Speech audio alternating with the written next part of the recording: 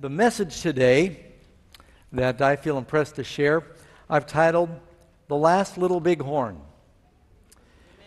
Now, some of you know a little bit about history, and you've heard of the Battle of Little Big Horn. And that's, of course, sometimes referred to as Custer's Last Stand.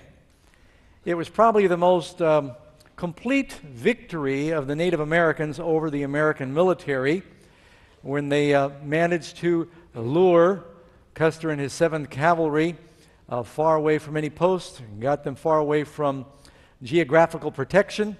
And then a confederacy of Indians under Sitting Bull came together and caught them completely by surprise, overwhelmed them with superior numbers, and I don't believe there was a survivor. One horse survived. Now you might wonder, what in the world does Pastor Doug have in his mind? He's going to preach about Custer's Last Stand? No, really. It's a play on words. The Little Bighorn. I was thinking about what's been happening in the news today, and I kept thinking about the Little Bighorn. And it really comes from a verse in the Bible. You didn't know that Custer's Last Stand is in the Bible. Turn in your Bibles to Daniel chapter 7, verse 8. In this prophecy of the ram and the goat, it tells us that the goat ends up sprouting 4 horns, and from among one of those horns, something happens here. I considered the horns, and behold, there came up among them another little horn, before whom there were 3 of the first horns plucked up by the roots. And behold, in this horn were eyes like the eyes of a man, and a mouth speaking great things. A little horn speaking great things. A little big horn. Well, that was my stab at it. Matter of fact, this is an important subject because this little horn does big things. And you find that this little horn that you read about here in Daniel chapter 7, that ends up being the last day persecuting power, is the same as the beast, the first beast, in Revelation chapter 13.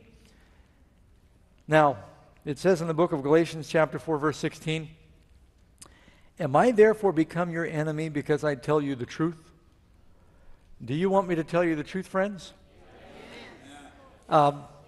I just feel I have an obligation to talk to you about what's been happening recently, more specifically with the papal visit.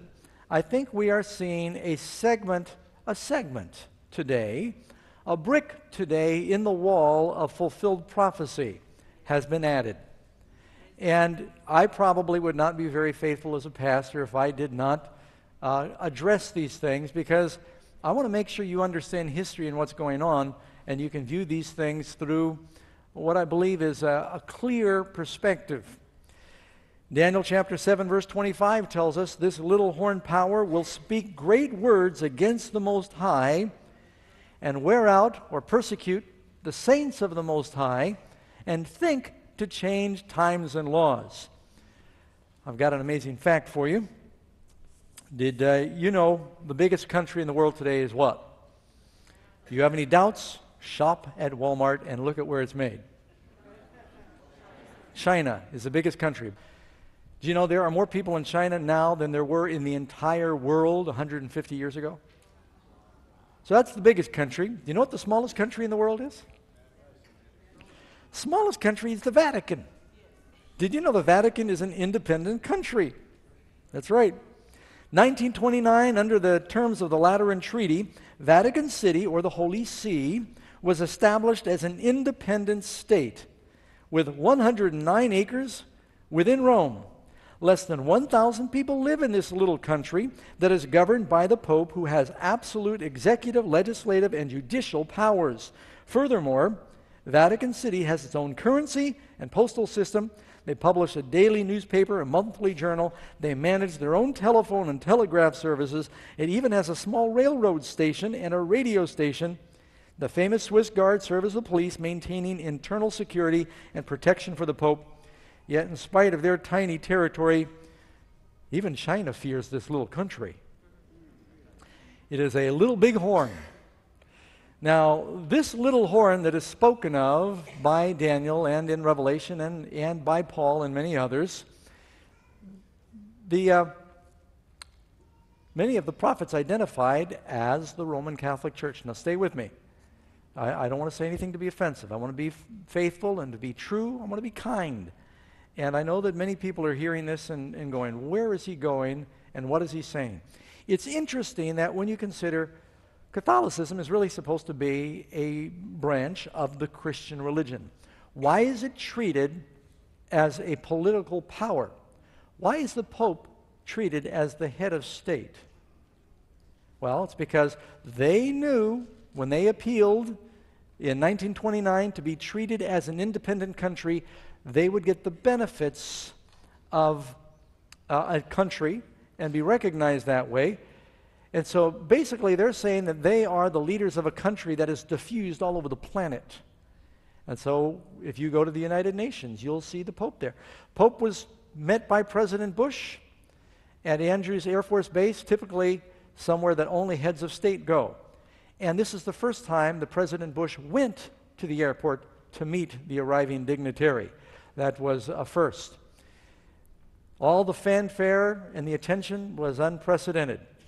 Matter of fact, it was the largest gathering that Bush has had in his entire presidency at the White House, even surpassing the visit of Queen Elizabeth II earlier this year when the Pope showed up. Very interesting timing. It's also interesting that they had a private audience with no advisors around them. Typically, there are advisors and others around recording this, but he wanted a private audience. The Pope does. He understands English even better than he speaks it. A very educated man. And I would love to have heard what was said in that private conversation. Now, you might be wondering, Pastor Doug, why are you taking our Sabbath morning service to talk about what we can read in the headlines? I want to give you a little different perspective on something. The way I read my Bible, the last two powers that are going to consolidate to implement final prophecy are Catholicism with its base in Europe and Rome, and Protestantism with its headquarters in North America. There will be a joining of these two powers then under the influence of spiritualism. Through this threefold union, religious laws will be made that will compel people to worship a certain way. Now, I don't expect things to change radically this week. You probably will go shopping just like you always do, and events will transpire very much like they do. But I want you to know history was made this week, and that little by little, people are being transformed in their thinking and prepared for this final move that the Bible foretells is going to happen. It tells us, as you read there in Daniel and in Revelation 13, this little horn power will be guilty of blasphemy. There are a couple of biblical definitions for blasphemy. One of them you find in Luke chapter 5, verse 21. It says, claiming to forgive sins. Claiming to have the power to forgive sins is one of the definitions of blasphemy. You remember when Jesus said that he could forgive the sins of the paralytic, that the Jewish scholars that were there said, who is this that speaketh blasphemy? Only God can forgive sins. They were right. They just didn't believe that Jesus was God. Only God can forgive sin. Secondly, another definition biblically for blasphemy is claiming the position of God. And you find in John chapter 10:33 and other places where Jesus said, before Abraham was, I am. They took up stones to stone him for blasphemy, because thou being a man makest thyself God. So when a man puts himself in the place of God, that is called blasphemy.